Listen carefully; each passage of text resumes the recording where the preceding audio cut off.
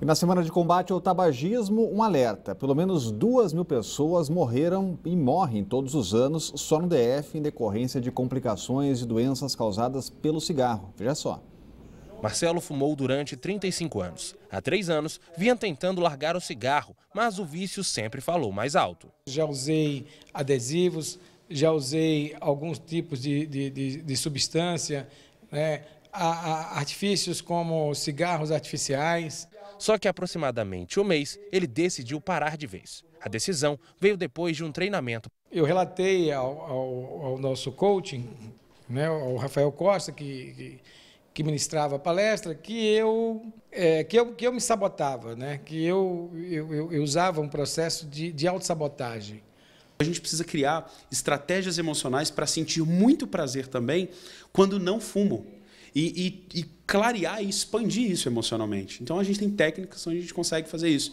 Então uma pessoa que de repente queira parar de fumar, é importante que ela todos os dias pense em realmente como que vai ser a vida dela se ela não fumasse.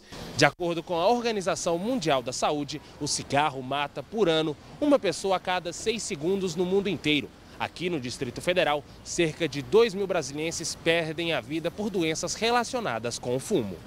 São mais de 300.000 fumantes no DF, o que corresponde a 10% da população.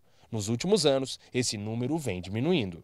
As campanhas de mídia contra o tabaco, principalmente aquelas voltadas para crianças e adolescentes, elas têm tido uma repercussão muito boa no abandono ou não na adesão ao hábito de fumar. O fumo pode causar diversos problemas de saúde, desde doenças respiratórias até câncer de bexiga.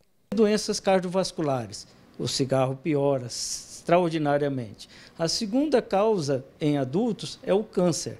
O cigarro causa câncer em todo o organismo, principalmente nos pulmões e por onde a fumaça passa, por exemplo, boca, língua, laringe, brônquios, mas também por onde ela não passa.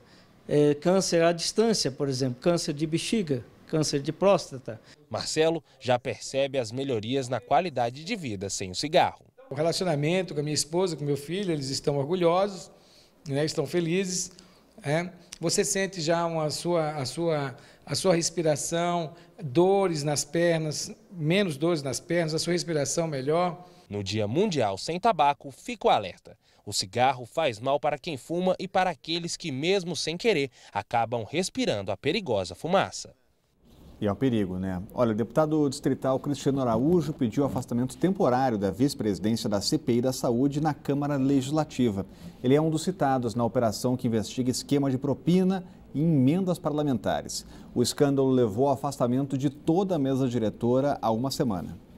No documento, Cristiano explica que tomou a decisão para que a comissão continue trabalhando com a imparcialidade até os esclarecimentos dos fatos que citam o nome dele. O deputado é um dos envolvidos no escândalo de corrupção que atingiu o legislativo local, depois da divulgação dos grampos feitos pela deputada Liliane Roriz.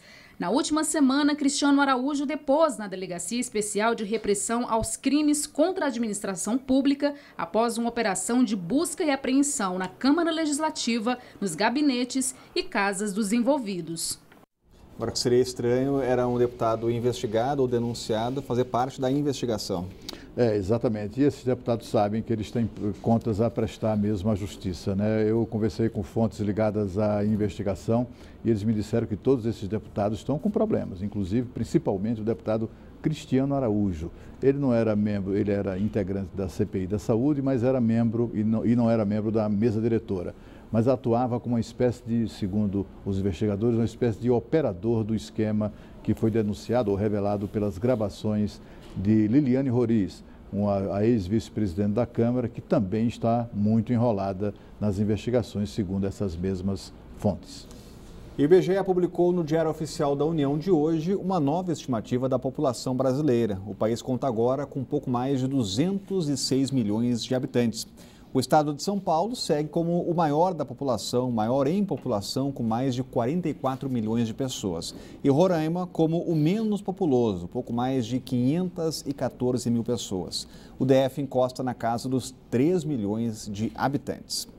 E voltamos a falar de impeachment. Lewandowski projeta o fim do julgamento para amanhã, até o início da tarde. Se tudo ocorrer como previsto e Dilma Rousseff for mesmo afastada de vez, Michel Temer toma posse e já embarca para a China, em seu primeiro compromisso oficial como presidente de fato, a reunião do G20. Quem traz detalhes é a Renata Dourado. Agora, essa viagem espera a conclusão do processo, né, Renata? Tem que esperar, até por uma questão de prudência, né? Porque é o que a gente já falou aqui, os aliados de Temer avaliam que eles devam ter algo em torno de 63 votos favoráveis ao pedido de impeachment, e a gente lembra que são necessários pelo menos 54 votos dos 81 senadores. Então, pela contabilidade ali que eles já fizeram, eles vão ter esse número bem superior, mas é claro, né, por uma questão de prudência, enfim, ele vai esperar finalizar esse processo, até porque ele quer embarcar como presidente, não como presidente interino, mas como presidente empossado. Então, a previsão no primeiro momento seria que essa votação ocorresse hoje pela manhã, a votação final do pedido de impeachment, a posse fosse à tarde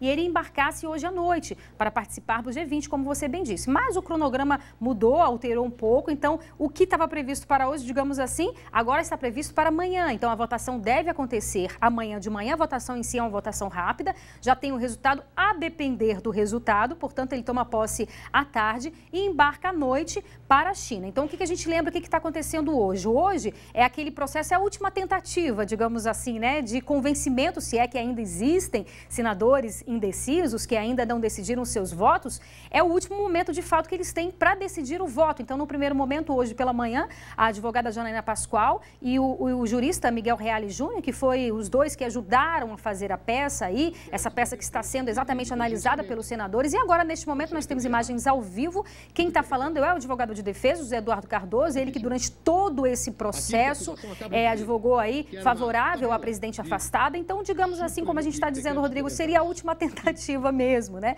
de demonstrar, de acordo com os argumentos deles, que não houve crime de responsabilidade fiscal, que a presidente Dilma, de fato, não cometeu esse erro. Então, ele está aí mostrando documentos, falando pela última vez aos senadores, pela última vez ao Congresso Nacional. Às 2 horas está previsto aí uma interrupção, eles vão almoçar, devem retornar às 3 horas da tarde, e aí sim, quando retornarem, aí os senadores terão o prazo de até 10 minutos, senadores que se inscreveram terão um prazo de até 10 minutos para falar o que pensa também, é o último posicionamento da última vez que eles vão na tribuna para falar sobre esse processo, como a gente já disse aqui, dura quase 9 meses, né? Um desgaste muito grande, não só para os políticos, mas para o país como um todo, né? A gente fica nessa instabilidade, então é bem possível mesmo que hoje finalize, pode ser que estenda até a madrugada, mas que amanhã pela manhã a gente tenha essa votação e finalizando esse processo. Rodrigo. Obrigado, Renata. Realmente é muito tempo de discussão, Cláudio Humberto. Agora, esse rito é importante até para dar legitimidade a todo esse processo, por isso que em todo momento eles falam que precisam cumprir tudo isso. Exatamente, mas o Supremo Tribunal Federal claramente exagerou nesse rito, né? Depois de tantos meses de investigação, depois que o Senado Federal se convenceu de que a presidente Dilma cometeu crimes de fato contra a lei orçamentária e contra a lei de responsabilidade fiscal, depois de tudo isso, depois do depoimento dela, depois do interrogatório a que a ré foi submetida durante 14 horas, ainda teremos 81 senadores falando cada um deles 10 minutos. De fato, isso não parece ser necessário depois de que todos, num período em que todos eles tiveram mais de uma chance, várias chances de falar, de se pronunciar a respeito desse assunto. E hoje, inclusive, depois do pronunciamento da acusação, aliás, brilhantemente feita, conduzida pela jurista Janaína Pascoal e pelo doutor Miguel Reale Júnior, em cujos livros o advogado de defesa de Dilma estudou. Depois disso e da defesa também muito entusiasmada da Dilma, feita pelo seu advogado, a impressão que agora seria a hora adequada para que fosse procedido o julgamento final. Mas não, teremos ainda que ouvir discursos durante o dia inteiro, até a madrugada, pelo menos até as 2 da madrugada, que foi a hora mais ou menos estimada pelo presidente da sessão, o ministro Ricardo Lewandowski. Mas nem tudo são más notícias. A primeira grande notícia é que essa gente que nós estamos ouvindo agora não vai mais falar. Graças a Deus, não ouviremos mais essas pessoas. E mais 24 horas isso já estará definitivamente resolvido. E mais de 18 mil brasilienses têm até amanhã para sacar o abono salarial. Tem direito ao benefício de R$ 880 quem trabalhou pelo menos 30 dias com carteira assinada em 2014 e recebeu em média até 2 salários mínimos por mês. Informações no Disque 158. E a seguir, o que fazer para manter uma alimentação saudável, mesmo na correria do dia a dia? O Band Cidade volta já.